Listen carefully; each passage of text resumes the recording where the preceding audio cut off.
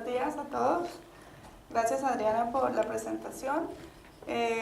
Como menciona Adriana, yo soy profesora en la Universidad de Chile, pero también hago investigación con el NIC Chile Research Labs, que es el organizador de la Escuela de Primavera, y además también hago investigación con el Instituto de Sistemas Complejos de Ingeniería, que es un instituto milenio.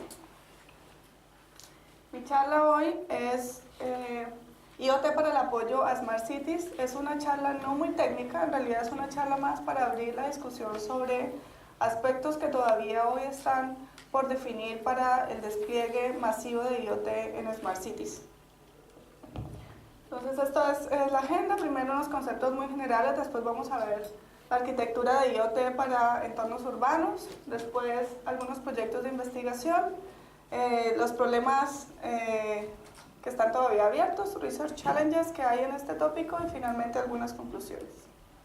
Entonces, en conceptos generales, primero definir qué es un Smart City. Estas definiciones de Smart Cities, de Internet of Things, en realidad son bien complejas porque no hay una definición única. No solamente hay una definición única dependiendo de quién quiera definirlo, sino también de la capa desde la cual se quiera definir. Pero digamos que hay algunos consensos generales a los que se han llegado, en particular en Smart Cities. A lo que se ha llegado es que es la integración de tecnologías de información y comunicaciones con diferentes fines. Uno, hacer más eficiente el servicio público en general, entendiendo por servicio público todos los diferentes servicios públicos que integran a una ciudad, lo que tiene que ver con alumbrado público, con atención a usuarios en oficinas públicas, con control de tráfico y movilidad. Hay múltiples áreas en las que interviene, digamos, el gobierno de una ciudad. Y una de las cosas que integra Smart Cities es que se necesita, por supuesto, una red de dispositivos físicos que usualmente son sensores o que también pueden ser actuadores para recolectar esta información del mundo físico y después tomar toda esta información, procesarla y poder hacer sentido de esto, creando conocimiento que permita hacer una toma de decisiones informada a lo que serían las entidades que gobernarían esta información para las ciudades inteligentes. ¿Qué queremos hacer con esta información? Bueno, por un lado, obviamente que haya más datos para poder tomar decisiones informadas, pero también poder darle más datos a los ciudadanos, para que ellos también puedan tomar decisiones informadas. Entonces, después vamos a ver que esto, de hecho, es uno de los retos que hay todavía de cómo hacer que estos datos que se recolectan sean transparentes para todos los que estamos interviniendo en una ciudad para la toma de decisiones. Después viene la definición de Internet de las Cosas, que también no existe una definición única y hay diferentes capas desde las que uno podría verlo. Uno podría verlo desde el punto de vista neto de comunicaciones como tal, de las tecnologías que están involucradas, de los protocolos que están involucrados, o podría verlo desde el punto de vista de los datos mismos, de las etapas que tienen que ver con la recolección de datos, su almacenamiento, su procesamiento y su visualización, o también podría verlo incluso desde una visión de cloud computing, donde tenemos estos servicios a nivel de infraestructura, de aplicación y de los servicios mismos. Pero en general, digamos, podremos hablar de que estamos teniendo una red ubicua, donde lo que tenemos son dispositivos, muchas veces dispositivos restringidos en capacidad, pero no necesariamente, que son los que nos dan esta conexión con el mundo físico. Entonces, básicamente lo que es el Internet de las Cosas es una evolución del Internet como lo conocíamos hasta hace un tiempo, donde anteriormente solamente se conectaban máquinas, computadores, que detrás tenían personas que estaban interactuando con esos computadores, entendiendo por computadores lo que podrían ser portátiles o dispositivos móviles o tablets o cosas de este estilo, pero que ahora evolucionó en el concepto de Internet de las Cosas a cosas que no necesariamente tengan una intervención humana atrás, sino que simplemente son cosas que recogen información del mundo físico o ejecutan alguna acción sobre el mundo físico, pero que están conectadas a Internet. Entonces, en ese sentido, expandimos lo que es Internet.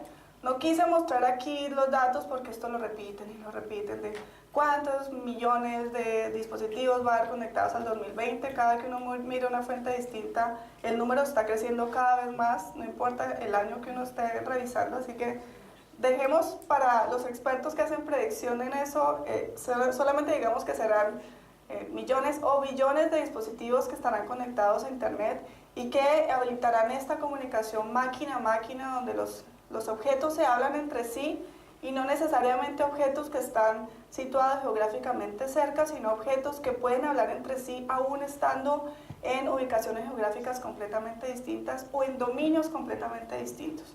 Y de eso se trata un poco este tema de Smart Cities, de cómo pueden impactar, de nuevo, cómo pueden impactar la información que recojo de un dominio en las decisiones que tomo sobre otro dominio en un entorno de Smart Cities. Lo que tenemos son estos dispositivos que, como les decía, pueden interactuar con dispositivos en otros dominios completamente distintos y que vamos a ver efectivamente esos dominios cuáles son en un entorno de Smart Cities.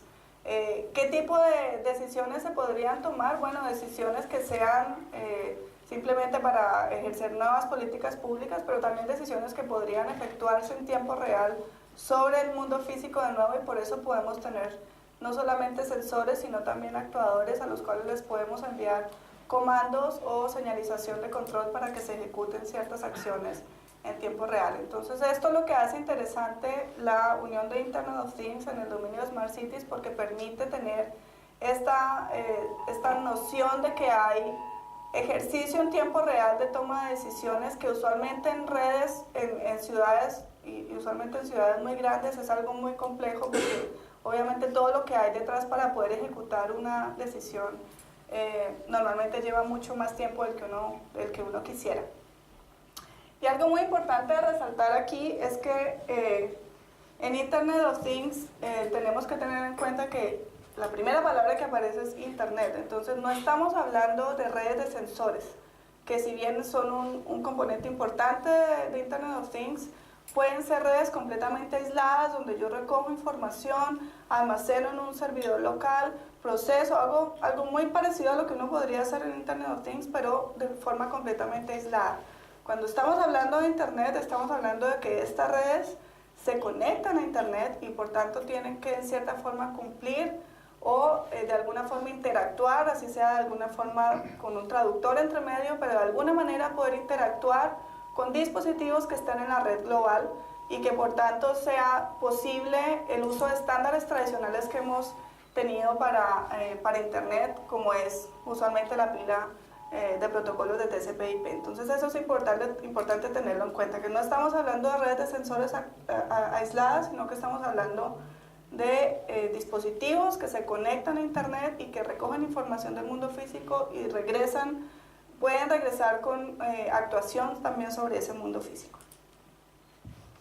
Ahora, ¿esto cómo se conecta con Smart Cities? Bueno, tenemos una gran cantidad de dominios y de hecho esto es bastante intuitivo, yo creo, para todos, de lo que uno podría llegar a hacer si tuviera tecnologías de información y comunicación a nivel ciudad. De hecho, esto yo creo es como una lista de deseos de lo que uno quisiera ver en su ciudad.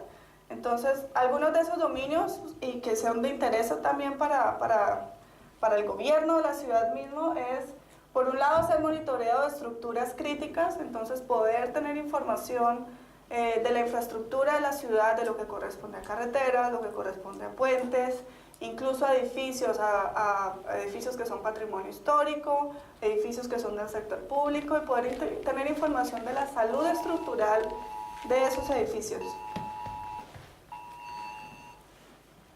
Gracias. Entonces, en ese sentido, bueno, obviamente podemos tener un conjunto de sensores que estén revisando cuál es el estado de esas infraestructuras, podremos tener información del entorno, tener sensores de temperatura, de humedad, ver las condiciones en las que está el entorno de ese edificio y que de alguna forma le permita al gobierno de la ciudad poder tomar decisiones en caso de que se requiera hacer mantenimientos preventivos o correctivos para evitar alguna tragedia mayor. También podríamos unirlo con una red de monitoreo sísmico, en Chile bastante importante, donde recojamos información y podamos ver también cómo se comportan estas estructuras ante eventos como temblores o terremotos, si es que por supuesto sobreviven a un terremoto. Otro de los dominios es el manejo de desechos, que también es un tema importante a nivel ciudad.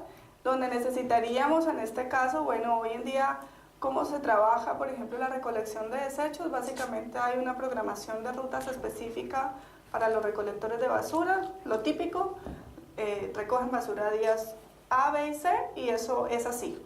Haya mucha basura o haya poca basura, esos son los días que se hace la recolección.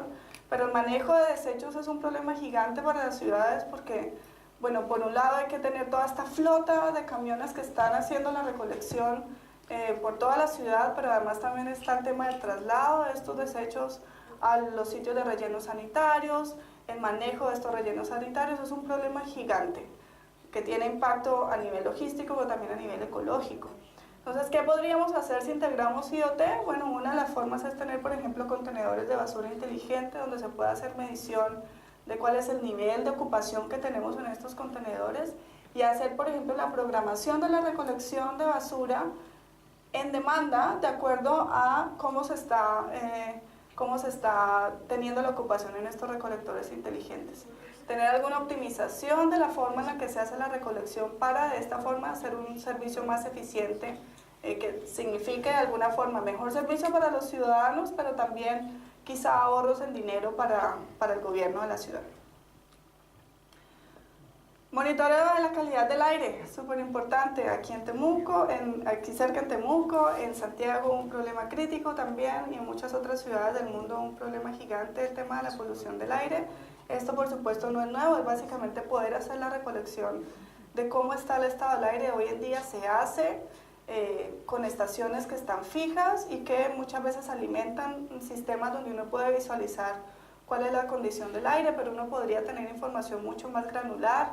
Muchos proyectos que están orientados en esta línea usan, por ejemplo, la flota de transporte público o incluso la flota de transporte privado para poner sensores de monitoreo de calidad del aire sobre estos nodos que son móviles y que andan por toda la ciudad. Entonces no nos limitamos a las estaciones que puede desplegar la ciudad, que son fijas y que están ubicados en puntos específicos, y donde muchas veces se pierde granularidad de la información porque hay sectores que quedan descubiertos del monitoreo o quedan incluidos dentro de una región cuando en realidad hay unas condiciones particulares distintas, suponiendo que hay una fábrica muy cerca que genera mucha mayor contaminación en esa área, pero si el sensor está un poco más lejos, eso no se alcanza a detectar en la medición y queda perdido dentro de la visualización general de las condiciones del aire. Entonces, teniendo esta flota móvil que va por toda la ciudad y que puede recolectar información, que además es información geolocalizada, porque normalmente tenemos GPS en estos, sobre todo en transporte público, casi todos las micros, por ejemplo en Santiago, tienen un sistema GPS, pues podemos tener información georreferenciada que nos permite hacer ubicación exacta de las condiciones en el momento en el que se midieron y el tiempo en el que se midieron. Así que estamos teniendo varias variables, tiempo, espacio y condición del aire en ese punto, para poder hacer mucho mejor estudio de qué está pasando y poder tomar medidas preventivas y no simplemente salir y decir mañana nadie puede hacer asados, que es como lo típico que uno escucha cuando hay algún partido justo en época de invierno, por lo menos en Santiago.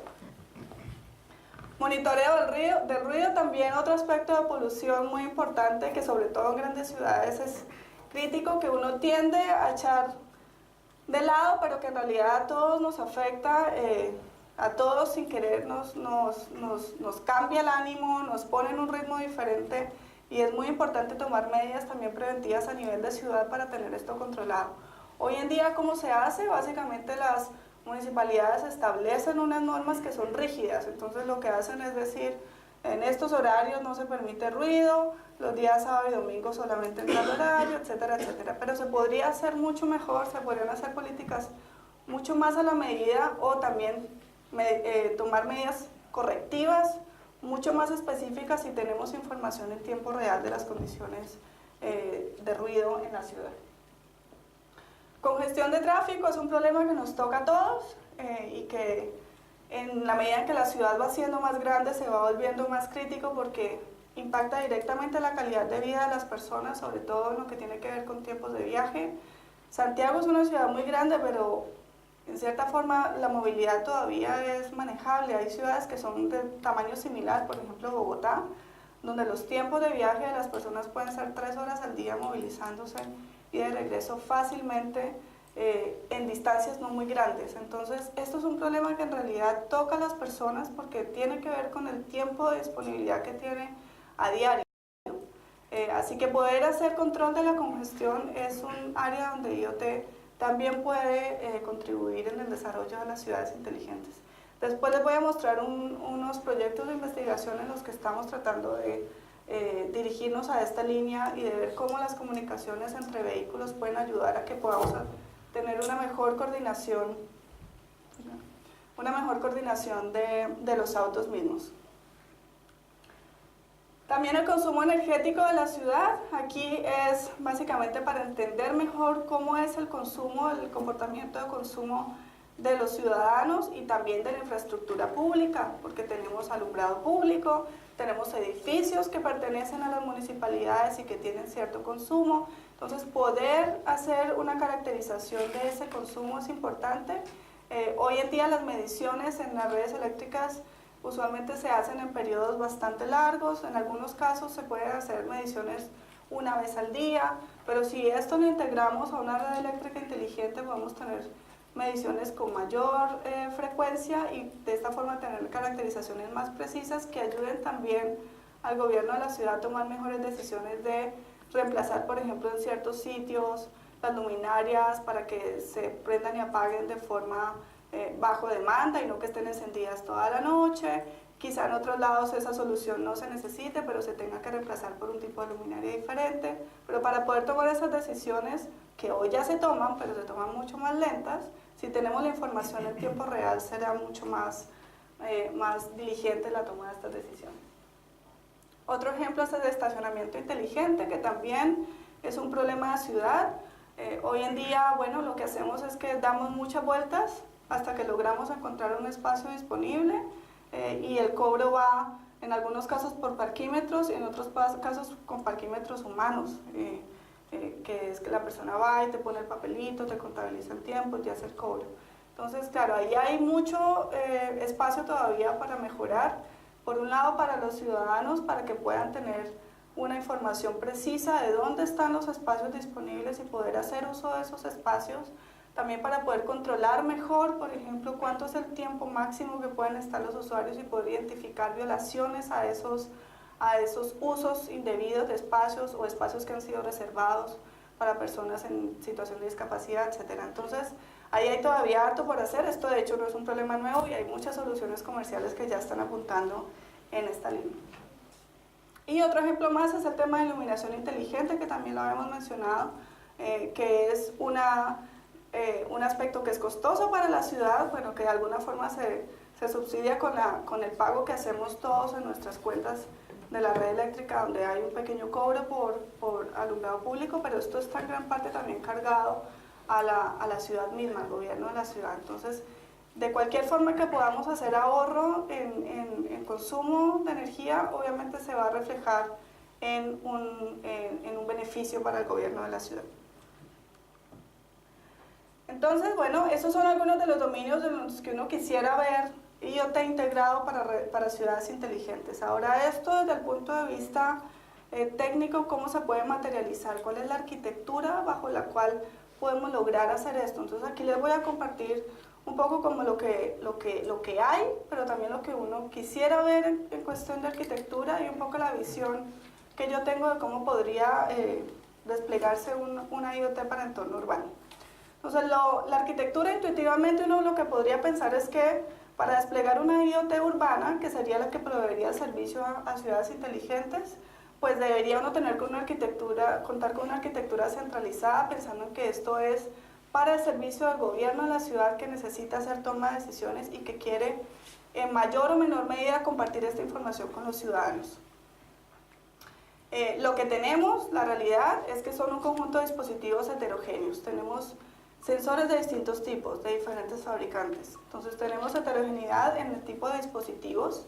Además tenemos nodos donde se conectan estos sensores que son de diversas capacidades, algunos con mucha capacidad, otros con capacidad súper limitada.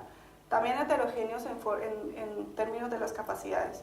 Luego vienen las tecnologías de comunicación con las que conectamos estos nuevos sensores, absolutamente heterogéneas. Ahora vamos a revisar algunas de las tecnologías que se podrían utilizar, pero desde las típicas que uno ya usa hoy en día como Wi-Fi y LTE, pasando por otras que quizá tengan menor despliegue, pero que son bien fuertes en el entorno IoT, como XBee o 802.15.4, y otras que se están empezando a imponer como Bluetooth Low Energy, entre otras. Entonces, cada una de estas tecnologías se comporta de forma distinta. Si recuerdan en la charla anterior, solamente tratar de poner a hablar dos de esas tecnologías en la misma banda es un problema muy complejo. Ahora, muchas de estas tecnologías también comparten las mismas bandas de Wi-Fi, y en otros casos, si no la comparten, pueden ser causantes de interferencia.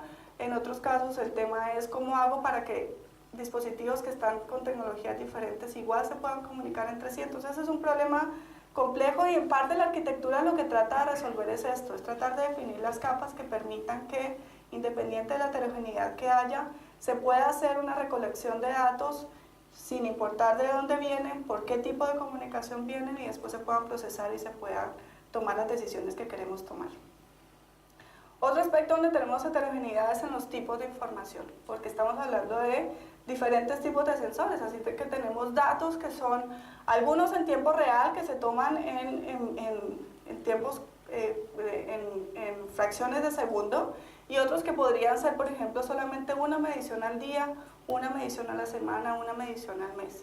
Y eso de tener diferentes tipos de datos, al menos en lo que ocupa la parte de las redes, que es como el área en la que yo más trabajo, por supuesto también carga con diferentes problemas, porque los requerimientos de cada aplicación son distintos. Entonces, algunos tráficos son completamente elásticos, y uno puede, el retardo no es tan importante, siempre y cuando yo logre el envío de la información, estamos más o menos bien, pero otros son absolutamente inelásticos. Entonces, tienen unos requisitos súper estrictos en el delay máximo que pueden soportar y en el throughput mínimo que necesitan para poder lograr que al otro lado la aplicación pueda usar esos datos y pueda hacer algo útil con esos datos para convertirlos en información.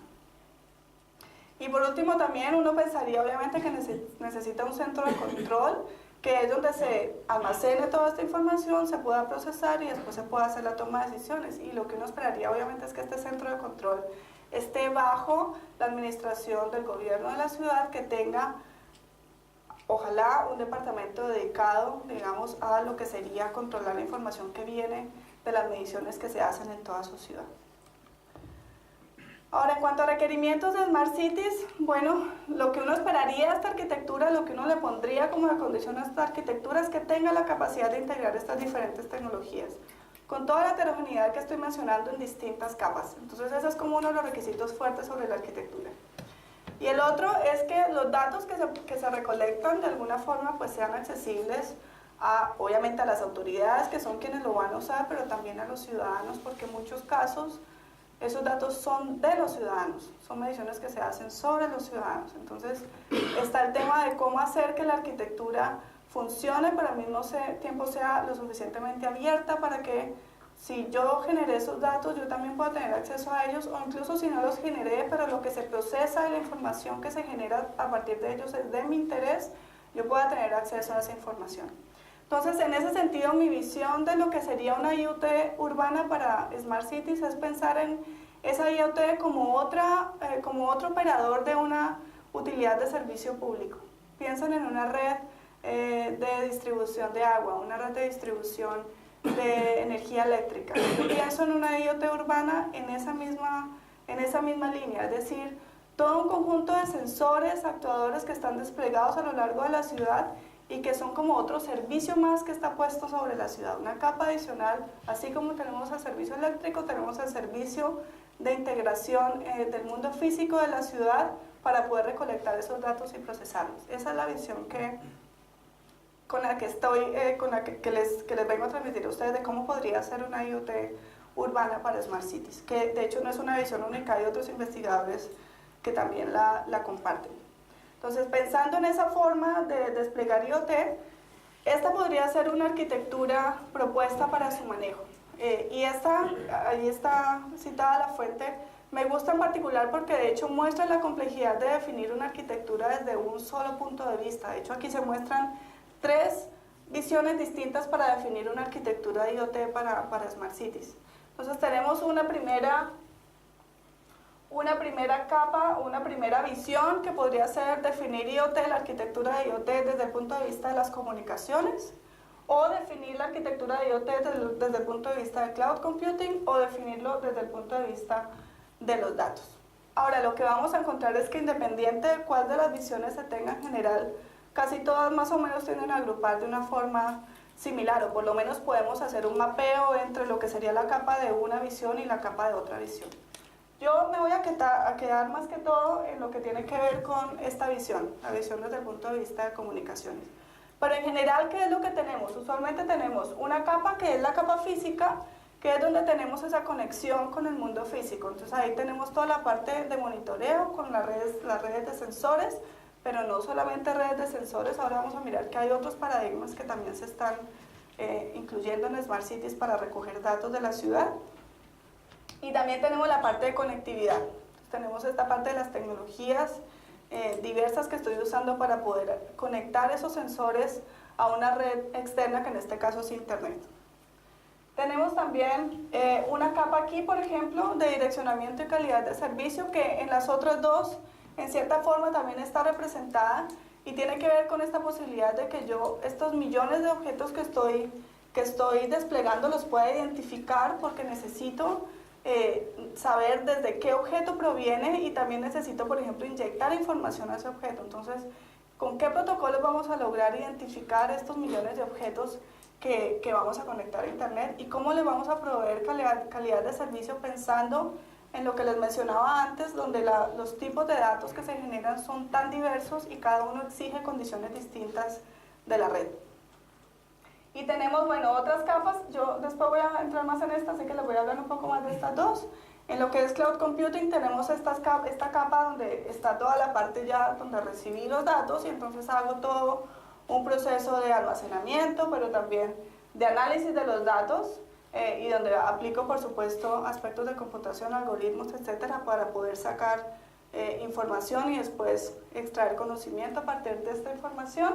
Y bueno, las áreas que son comunes a las tres son algunas de las que les mencioné hace un momento, que no eran exhaustivas. De hecho, hay varias otras áreas que yo no mencioné, pero que también estarían aquí. Desde el punto de vista de los datos, si uno lo ve orientado hacia los datos, pues podría haber una arquitectura donde tiene primero una recolección de datos, y aquí vienen exactamente los mismos dispositivos que mencioné antes, una capa de procesamiento, luego una capa de administración de estos datos, y finalmente una capa de interpretación y visualización de la información que estoy procesando. Entonces, mirando un poco más esta visión desde la parte de la capa de comunicación o de la visión de comunicación, bueno, en la parte física, como les decía, lo que tenemos son dispositivos de gran variedad. Entonces, usualmente en IoT, uno piensa en IoT y lo relaciona con dispositivos restringidos. No por gusto, no porque nos guste complicarnos la vida de usar dispositivos que nos dan poca capacidad y así tenemos más cosas para investigar, sino porque efectivamente en términos de costo esto es lo que conviene. Si necesitamos desplegar millones de objetos, pues claramente no podemos hacer que el precio vaya creciendo exponencialmente o ni siquiera linealmente, sino que sea muy barato hacer el despliegue de estos para poder lograr recolectar, por un lado, toda la información que queremos con toda la granularidad que queremos sin que esto represente un costo gigante para la ciudad, que es quien lo va a tener que desplegar. Entonces tenemos diferentes tipos de dispositivos restringidos. En general en la IETF, que son los que estandarizan los protocolos de Internet, se han definido tres clases de dispositivos. La clase 0, que es la más limitada de todas, son aquellos que tienen muy poca capacidad tanto en memoria como en cómputo y usualmente no se conectan directo a Internet, sino que necesitan algún nodo de mayor capacidad que les dé esa interfaz de conexión hacia las redes externas. Tenemos luego una clase 1, que es una clase intermedia, que siguen siendo dispositivos limitados, pero que pueden de alguna forma correr adaptaciones de la pila de protocolo de Internet, usualmente adaptaciones que terminan siendo livianas para poder conectarse a Internet. En algunos casos todavía necesitan gateways o proxies entre medio para poder efectivamente tener conexión a la red global. Y luego viene la clase 2, que tiene mucho menos restricciones y pueden usualmente correr una pila de internet tradicional, una pila TCP/IP sin problema. Ahora, esto es en cuanto a dispositivos, serían lo que estaremos hablando de nodos sensores o nodos actuadores. Hay otro paradigma para recoger los datos que se llama Participatory Sensing, que es donde nosotros participamos en la recolección de datos mediante nuestros teléfonos móviles. Entonces, básicamente las personas se convierten en el nodo, que además es móvil, y que utiliza un dispositivo, que en este caso es el celular, como la interfaz que le permite recolectar información del mundo físico. ¿Gracias a qué? A que, bueno, los celulares hoy en día traen hartos sensores que se pueden ocupar para mediciones con mayor o menor precisión, pero que se pueden ocupar. GPS, acelerómetros, en algunos casos podemos, a través de la red de comunicación misma, a través de la conexión Wi-Fi, registrar información también. Entonces, nos convertimos nosotros, las personas, en un nodo sensor más, que estaría también participando en esta recolección de datos como otro dispositivo dentro de esta gran red. Ahora, en la parte de comunicaciones tenemos muchas, estos son algunos ejemplos y no las voy a explicar todas, pero esto ha ido creciendo. Hasta hace unos años uno hablaba de IoT y solamente pensaba, directamente uno pensaba o si eran conexiones inalámbricas, que era por Wi-Fi, o que era uno Zigbee, o uno que por lo menos usara IEEE 802.15.4, que es la tecnología de capa física y MAC para Zigbee.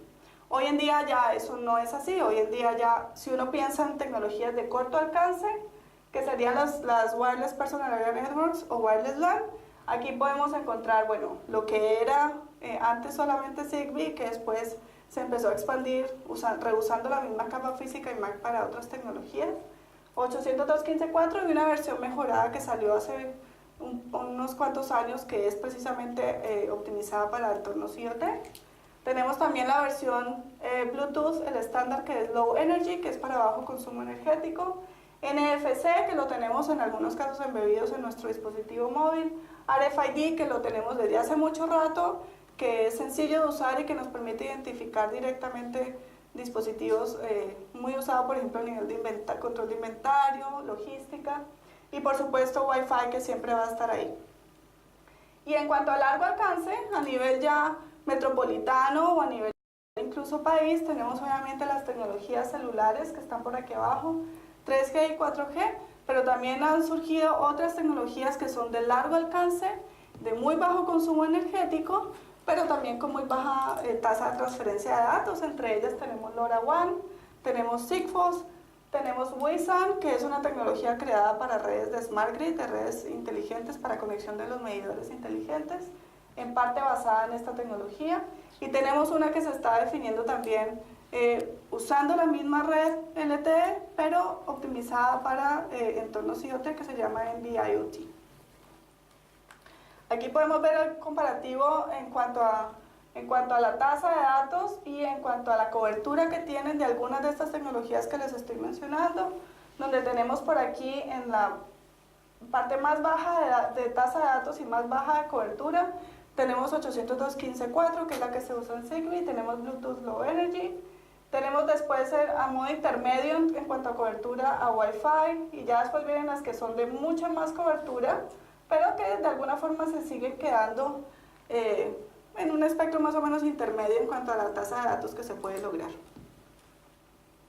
Ahora, yendo un poco más a las tecnologías, bueno, tenemos 802.15.4, esta tecnología define tasas de datos que son desde 20 kilobits por segundo hasta 200 kilobits por segundo, es bien bajito, pero bastante útil para muchas de las aplicaciones que estamos pensando, donde les decía, por ejemplo, que se envían paquetes solamente una vez al día o 2 o 3 veces al día. Estas tasas de datos son suficientes para ese tipo de aplicaciones. Usa bandas no licenciadas, en muchos casos comparte bandas con Wi-Fi también, y usa un frame bastante chico, que es de un tamaño de 127 bytes, es bien chiquitito. O sea que la cantidad de datos que yo puedo meter en cada uno de estos paquetes también es reducido, no puedo enviar mensajes demasiado grandes. Como les decía, es la base para pilas de protocolos como Zigbee, y su alcance usualmente está entre los 10 y 50 metros, aunque hay algunas versiones, 802.15.4, con algún apellido, alguna letra adicional, que han hecho mejoras en la cobertura que tienen y en algunos casos en la tasa de datos. En el 2012 se definió 802.15.4e, que está pensado precisamente para IoT, y lo que hicieron fue que definieron diferentes formas de acceso al medio, porque lo que se encontró es que este protocolo, su base de acceso al medio es el mismo que usa Wi-Fi, es CSMACA. Entonces es un acceso aleatorio, Cristina lo explicó antes, donde hay un back-off exponencial, donde los nodos esperan un tiempo antes de transmitir. Bueno, hay algunos entornos donde este acceso aleatorio no funciona muy bien, en particular, por ejemplo, entornos industriales, pero donde aún así se quiere usar esta tecnología. Entonces se definieron para la misma tecnología diferentes protocolos de acceso al medio.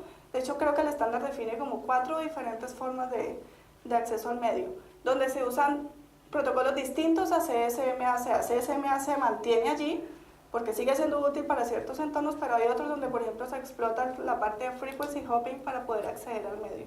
Entonces tenemos diferentes formas con la misma tecnología, pensando en que esto ya se quería usar en algunos entornos industriales sobre todo. ¿Qué se buscó con este nuevo estándar? Que se bajara el consumo de energía, entonces se definen tiempos tiempos idle para los nodos, para que no estén en actividad, y cómo interactuar con el nodo central, como este que estábamos viendo aquí, con el coordinador de la red. Y también se definió asociaciones rápidas, es decir que si llega un nuevo nodo a la red, muy rápidamente puede empezar a enviar datos sin tener que hacer toda una señalización pesada para poder integrarse a esa red. Otro protocolo es Bluetooth Low Energy, que es una tecnología de corto alcance. Todos conocemos Bluetooth, conocemos cómo funciona. Esto es muy parecido, solamente que en el estándar está definido de manera que su consumo energético sea muy bajo. Básicamente como, bueno, limitando más que todo lo que tiene que ver la tasa de datos máxima que se permite en esta tecnología, que aquí se limita a 1 megabit por segundo. Entonces está pensado para ciertas aplicaciones, no es para todas las aplicaciones que hoy ya usamos con Bluetooth. No es útil, por ejemplo, para streaming, porque tiene unos tiempos de stand-by muy altos, pero funciona bien para comunicaciones punto a punto, broadcast y también mesh. Así que es bien flexible en la topología de red que yo puedo lograr con estos nuevos sensores. En cuanto a Wi-Fi, tenemos obviamente las tecnologías que ya conocemos, la que estamos usando hoy en día, que es 802.11n, pero también están ya definidas la AC y la AD, donde en la AC estamos logrando velocidades de hasta 1 gigabit por segundo, la que conocimos como gigabit Wi-Fi, y seguimos en la banda de 5 GHz, y luego viene la AD, aquí es una A, perdón, donde estamos usando la banda de 60 gigabits por segundo, de 60 GHz, y logramos tasas de hasta 6 gigabits por segundo, por lo menos en entornos de laboratorio. Pensado esto más como para reemplazo, por ejemplo, de cables en periféricos.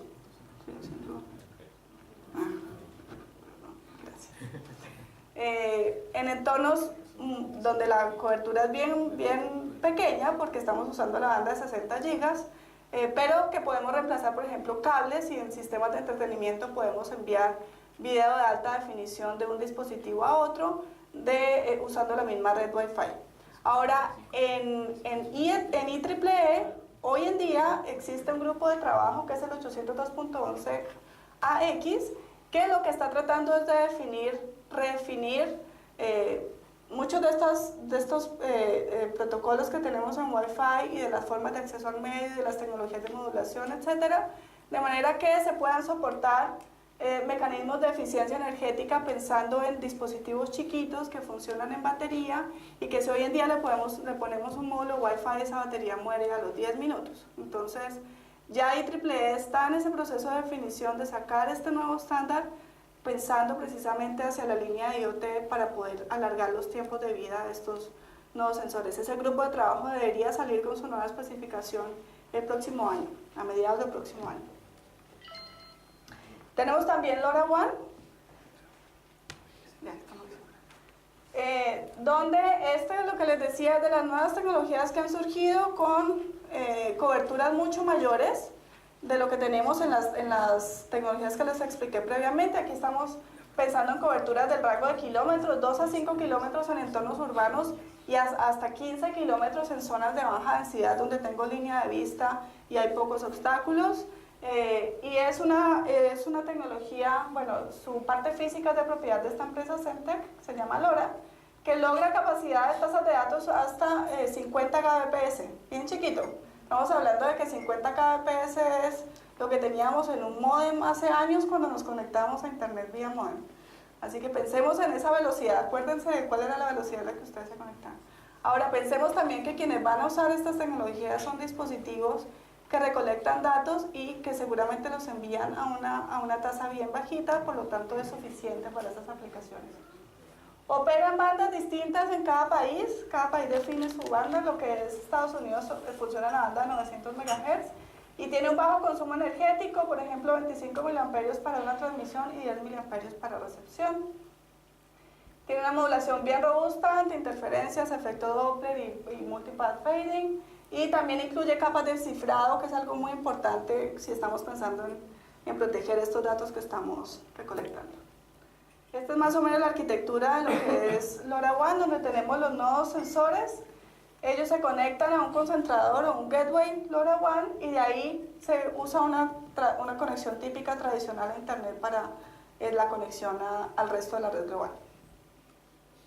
También tenemos Sigfox, que es otra tecnología, uno podría pensarla como una tecnología competencia de LoRaWAN, que funciona en banda estrecha, opera en bandas sin licencia, un ancho de banda de 100 Hz o 600 Hz, depende de la región donde esté desplegado. Su potencia de transmisión también es chica, es parecida a la que estábamos viendo en LoRaWAN. Y sus tasas de datos son entre 100 y 600 bits por segundo, es bien chiquitita la tasa de transmisión. Esta tiene una arquitectura distinta a LoRa, porque esta depende de una red pública celular. Entonces Sigfox lo que hizo fue que, diferente a LoRa, donde quien quiera desplegar una red LoRa tiene que comprar todos los dispositivos de conectividad de LoRa y habilitar la red uno mismo. Entonces uno mismo tiene los nodos cliente y tiene el nodo gateway que recolecta la información, que es como la estación base de esos nodos. En el caso de Sigfox uno no instala la estación base, sino que Sigfox instaló sus estaciones base y está en el proceso de instalar más. Entonces ellos tienen, es como una red celular, donde ellos son el operador y uno lo que tiene que hacer es poner los nodos que se conectan a esa red celular. Entonces en ese caso los nodos envían la información a través de estas estaciones base que son de propiedad de Sigfox y van a una nube de Sigfox donde uno puede ir y extraer los datos y después usarlos. Por supuesto, en este momento mucho de lo que se usa es todavía en acuerdos con universidades, con proyectos de investigación, con proyectos ecológicos, donde ellos todavía no hay un cobro, digamos, por ir y sacar los datos de su nube y procesarlos, pero obviamente en la medida en que esto crezca, el uso sea más intensivo, seguramente en algún momento saldrán planes de datos donde, dependiendo de cuántos mensajes se envíen al día, dependiendo de qué capacidad se esté ocupando en su nube, Sigfox empieza a cobrar por eso, pero eso per se no es malo, solamente que la idea de negocio es distinta y por lo que se cobra es por el uso de los datos y te libera de tener que recargar en desplegar infraestructura, que también es algo muy costoso. Entonces, en ese sentido, ellos ponen la infraestructura, pero después te cobran por poder sacar los datos de su nube o te van a cobrar en algún momento. Tenemos también el BIoT, que es estándar de la 3GPP. Esto es pensado para usar la red celular que ya existe hoy en día, pero que sea obviamente una forma de transmisión que sea de bajo consumo energético, que es como el aspecto más principal o lo que más nos preocupa en IoT. Entonces, por un lado se mejora cobertura en interiores, el bajo consumo energético, ellos están hablando de que se va a lograr extender una duración de una batería hasta por 10 años, veremos si es cierto. Y algo muy importante es que se soporten altas densidades de dispositivos, porque esto obviamente en una red celular sabemos que es crítico. Ya hoy en día si vamos a un estadio y todos intentamos llamar al tiempo, colapsamos la red. Entonces, ¿qué pasa cuando despleguemos en un entorno urbano millones de dispositivos en áreas relativamente pequeñas, donde hay diferentes cantidades de sensores midiendo muchas cosas, todos queriendo enviar simultáneamente? ¿Qué va a pasar con la red LTE? Entonces, eso es lo que trata de definir el estándar, una forma de soportar estas grandes densidades con tasas de datos que son hasta 200 kilobits por segundo. Aquí podemos ver otro comparativo de las tecnologías que les estoy mostrando. Tenemos diferentes criterios, consumo energético, el ancho de banda, el costo del chip mismo para poder hacer la transmisión o el costo de suscripción, el número de estaciones base que se necesitan, el retardo en la transmisión y la cobertura. Entonces por aquí tenemos las tecnologías LPWAN, que son las que les mencioné acá, NB-IoT, LoRa, Sigfox, hay otras que no mencioné. Por acá tenemos otras que son más de wireless PAN, que sería donde estaría Zigbee, y unas más de cobertura global, que serían las redes celulares tradicionales.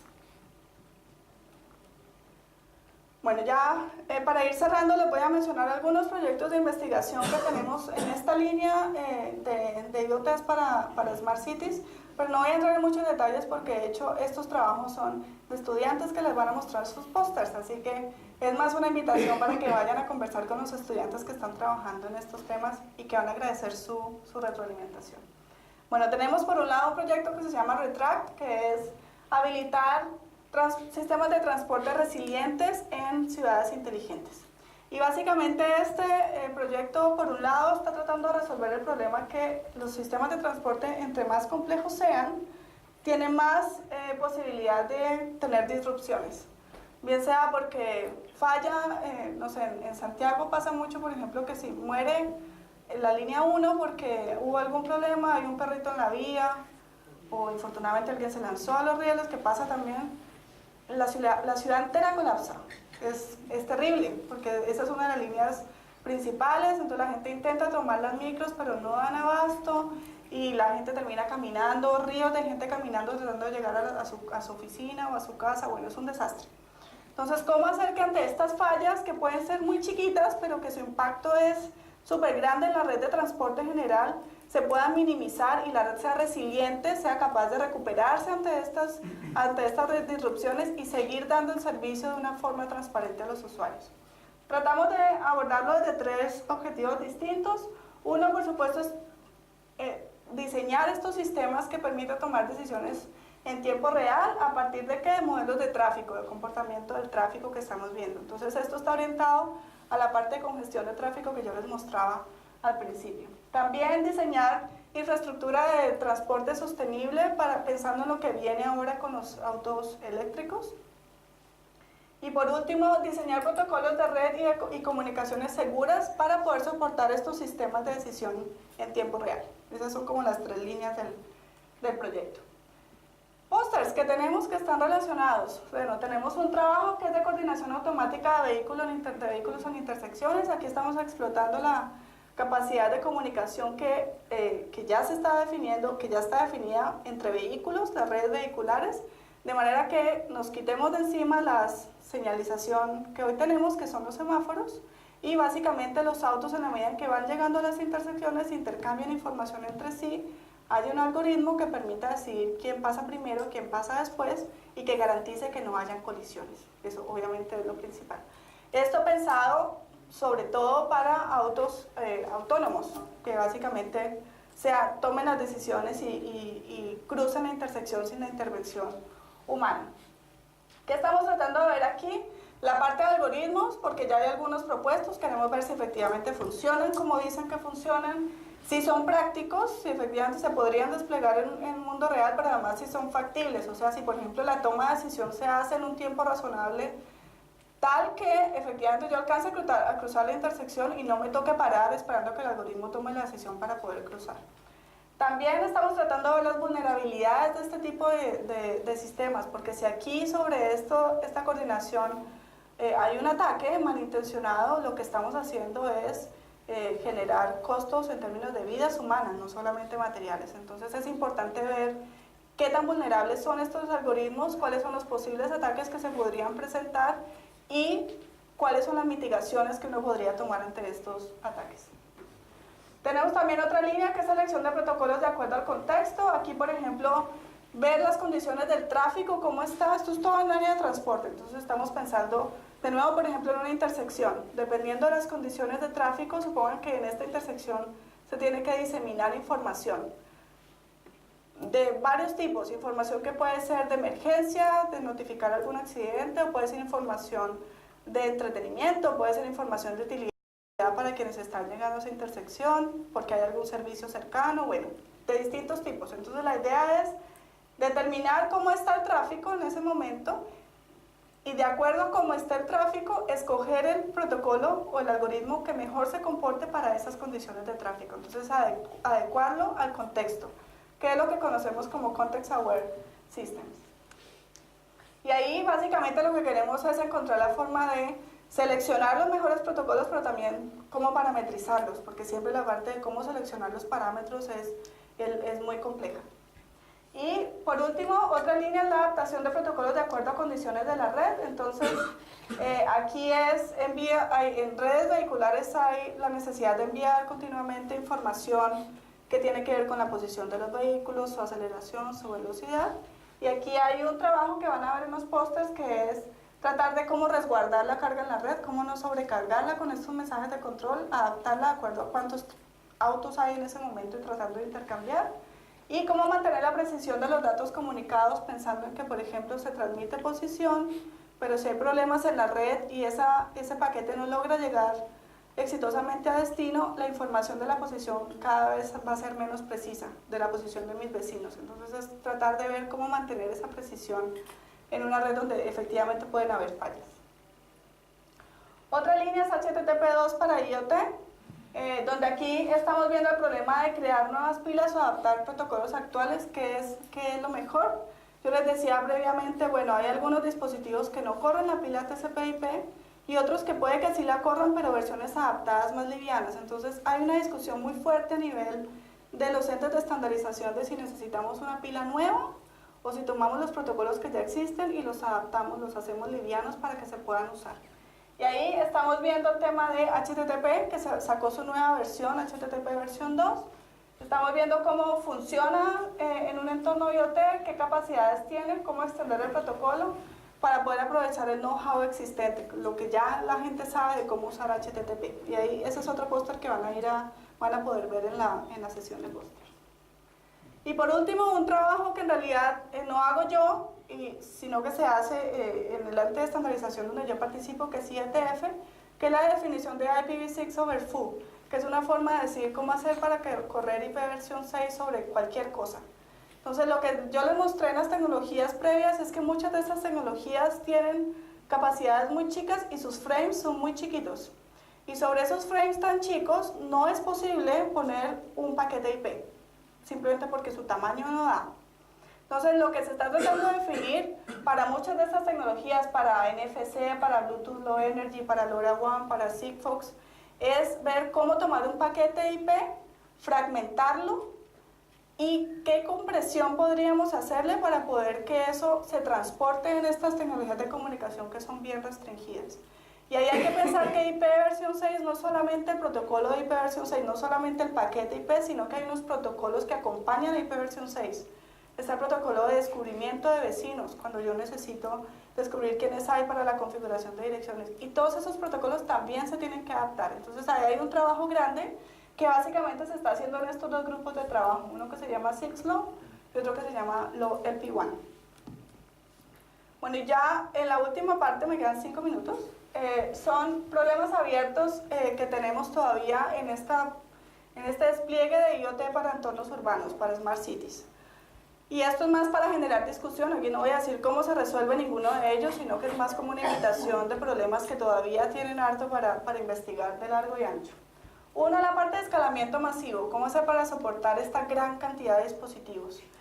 Uno puede pensar que eso está resuelto, pero en realidad hay un montón de cosas que hay que definir cuando hay tantos nodos, como por ejemplo, cómo los vamos a identificar, con qué nombres, cómo vamos a garantizar el acceso y autenticación de cada nodo que se va a conectar a esta red, cómo los vamos a mantener, cómo darles protección, cómo dar soporte a estas redes gigantes.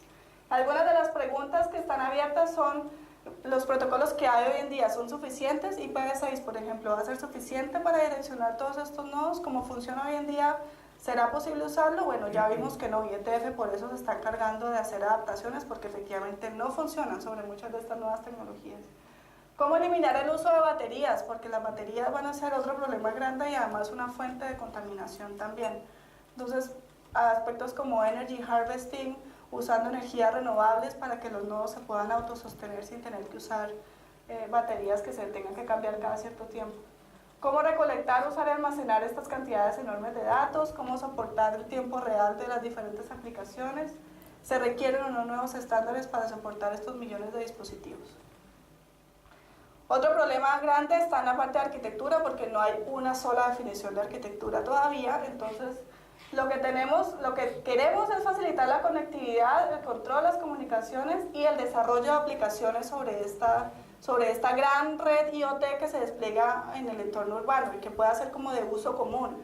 Lo que yo les decía es que sea como otra red más de las que tenemos a nivel de la ciudad. Entonces, si yo mañana el gobierno de la ciudad quiere otra aplicación, que sea fácil desarrollar esa aplicación y reusar la red de sensores que ya tiene desplegada para recolectar los datos y poder empezar a correr la aplicación. Entonces, ahí falta definir, en estas arquitecturas, todavía hay mucho por hacer en definir la interacción de los objetos entre estas diversas aplicaciones. Definir, por ejemplo, cómo se comparten datos entre aplicaciones que usan los mismos sensores. O todavía más difícil, cómo, por ejemplo, controlar diferentes aplicaciones que envían comandos a los mismos actuadores, pero por condiciones distintas. Entonces ahí uno podría tener, por ejemplo, una persona que está siendo monitoreada en casa a nivel de salud y que tiene, no sé, sufre un problema de depresión. Entonces, se envía una alerta para que se enciendan todas las luces de la casa porque se ayuda, si hay más iluminación en la casa, a disminuir este sentimiento.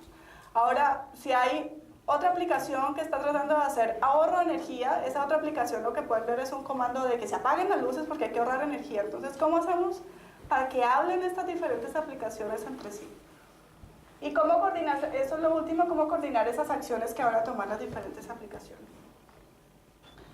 El otro aspecto que aquí yo no entro mucho porque no es mi área, pero después vamos a tener una charla sobre esto mañana, es la parte de creación de conocimiento y Big Data. Entonces, ¿cómo convertir esos datos en conocimiento útil?